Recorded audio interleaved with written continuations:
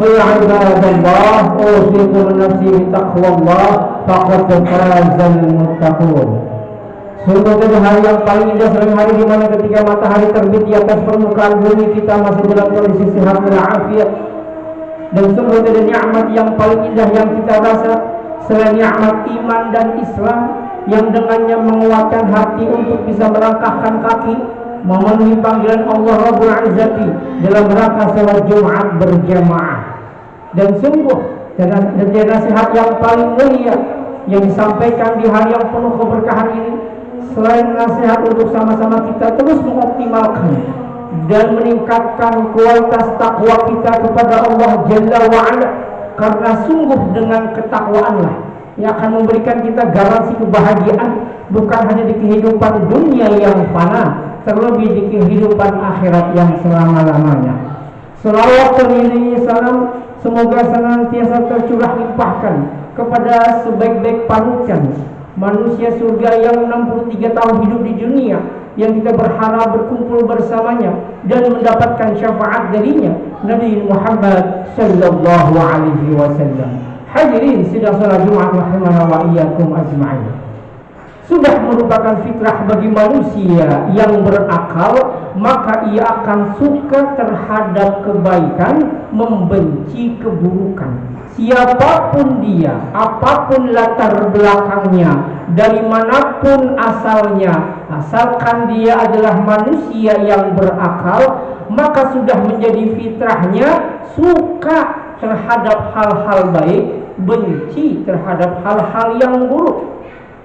Maka ini menjadi sebuah alasan dan menampik pernyataan sebagian orang yang mencari pembenaran atas ketidaksolehannya, sampai ia pun berkata, gak usah rajin-rajin ibadah, yang penting hatinya baik. Gak usah taat banget sama agama, yang penting gak suka nyakitin orang lain. Atau pernyataan sebaliknya, buat apa rajin sholat kalau masih korupsi? Buat apa suka nutup aurat kalau masih suka mencaci?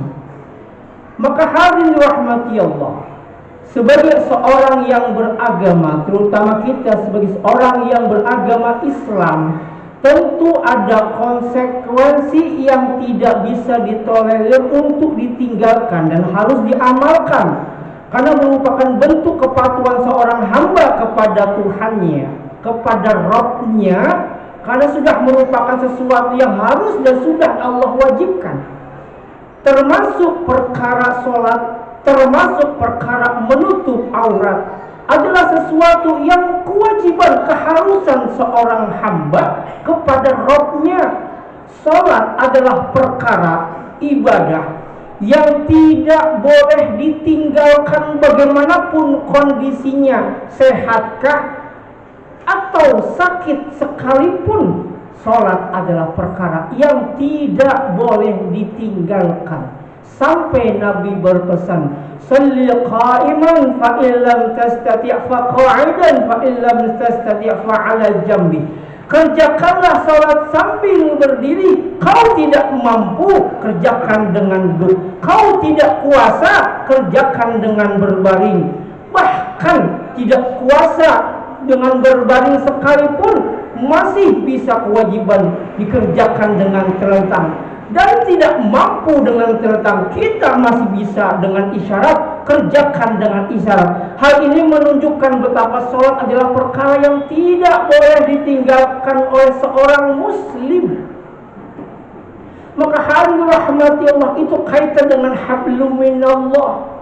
Adapun kaitan dengan hablum minannas, ketika itu dikaitkan dengan hubungan sesama manusia, kenapa sholat kok masih korupsi? Kenapa orang sholat kok masih suka mencaci maki? Maka hadirin dirahmati Allah, ini merupakan perkara hubungan dengan sesama manusia. Kalau ada orang yang sholat suka berbuat keji, suka mencaci maki, atau masih suka korupsi, masih suka mencuri, maka bisa dipastikan sholatnya tidak khusyuk. Bisa dipastikan ia tidak memahami apa yang ia baca selama dalam sholat. Karena orang ketika sholat dikerjakan dengan penuh kekhusyuan dan ia paham terhadap apa yang dibaca selama dalam sholat, maka akan menimbulkan sifat muraqabah, selalu merasa diawasi oleh Allah, sehingga menimbulkan sifat khasyatullah, takut kepada Allah. Orang yang sholatnya khusyuk tidak akan mencuri. Bagaimana dia akan mencuri kalau ia punya sifat muraqabah, selalu merasa diawasi oleh Allah? Maka ini sejalan dengan firman Allah, inna sholata tanha 'anil fahsya'i wal munkar. Salat itu dapat mencegah perbuatan keji dan mungkar. Salat yang seperti apa? Salat yang paham dengan apa yang dibaca, salat yang khusyuk terhadap apa yang ia lafazkan dan apa yang ia kerjakan. Maka hadirin rahmati Allah, adapun masalah hablum minan nas, siapapun dia, bahkan yang tidak beragama sekalipun, sudah merupakan fitrahnya dia suka terhadap hal-hal yang baik, benci terhadap hal-hal yang buruk. Atau bila dipahami dan mudah dipahamkan adalah ia suka bila diperlakukan baik dan tidak akan suka bila ia diperlakukan buruk.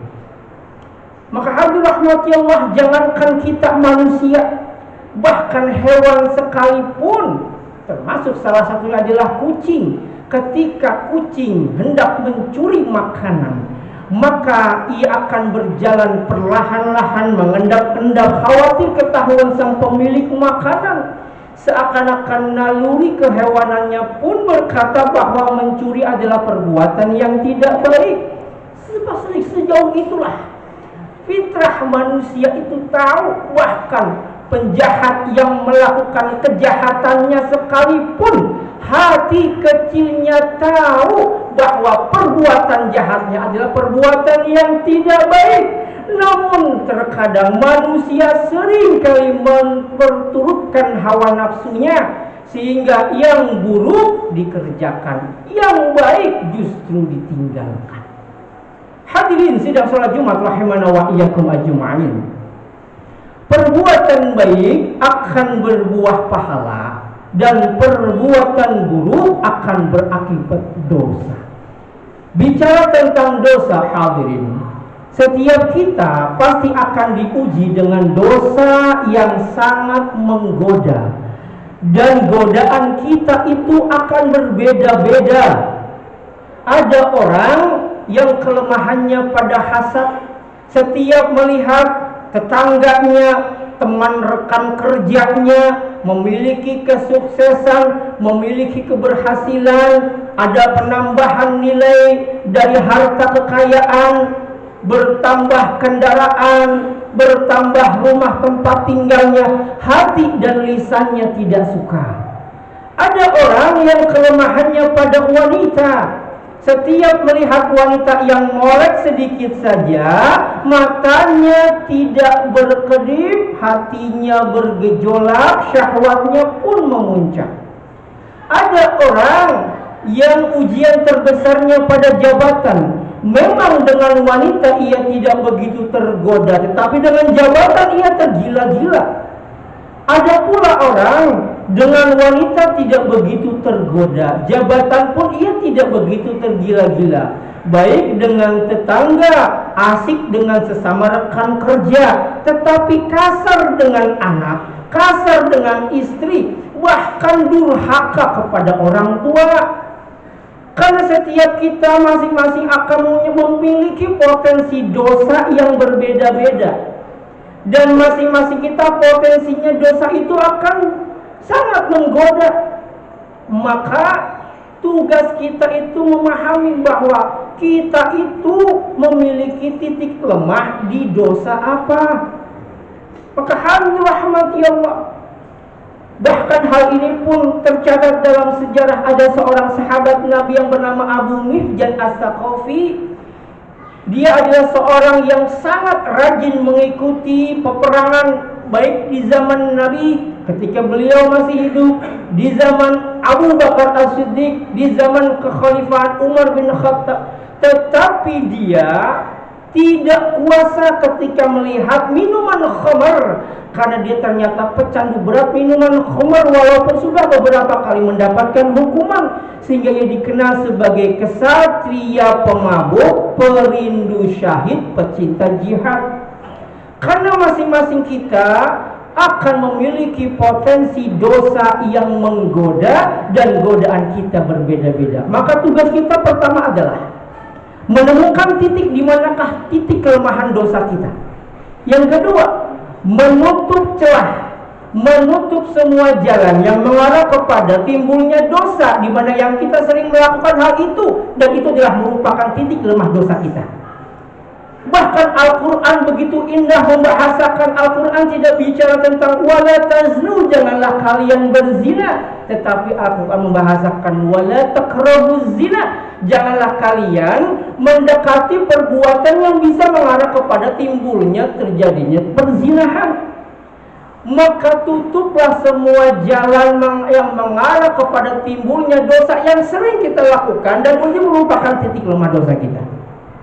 Mulailah dengan ghaddul basar, menundukkan pandangan. Suka-sukalah mensekrul tayangan-tayangan yang mungkin menampilkan wanita-wanita yang membuka auratnya, yang membuat syahwat seorang laki-laki itu memuncah. Yang ketiga, pergi atau bahkan lari dari tempat terjadinya maksiat, sebagaimana yang dilakukan oleh Nabi Yusuf alaihissalam. Beliau seorang nabi yang kita paham tingkat iman seorang nabi jauh di atas rata-rata orang beriman. Namun sungguh pun demikian, walaupun keimanan seorang nabi jauh melebihi tingkat orang-orang yang beriman, tetapi Nabi Yusuf tinggal diam ketika digoda oleh seorang wanita kaya, seorang wanita cantik, berpangkat dan berjabat, bermartabat, yang dikatakan sebagai Imratul Aziz. Sampai Al-Quran pun mengabadikan wastabaqal bab dalam surat Yusuf ayat 25. Nabi Yusuf alaihissalam berlomba-lomba menuju pintu berlari. Kenapa? Karena Nabi Yusuf saja tidak tahu sampai kapan ia akan bertahan dari godaan maksiat dosa yang begitu akan menggoda dan akan menggiurkan. Pergi, bahkan lari dari tempat yang sangat berpotensi akan terjadinya tindak dosa dan kemaksiatan. Berikutnya adalah menyibukkan diri dengan beribadah kepada Allah, mendekatkan diri kepada Allah, menyibukkan diri dengan berbagai macam kebaikan, sebagaimana yang disampaikan oleh Imam Ibnu Qayyim rahimahullah taala dalam kitab Al-Jawabul Kafi. Beliau berkata, wa nazuka insyaghalatha bil khair wa illa ishtaghalatha bisyarr. Jika Anda tidak disibukkan dengan perkara-perkara kebaikan, pasti Anda akan disibukkan dengan perkara-perkara keburukan.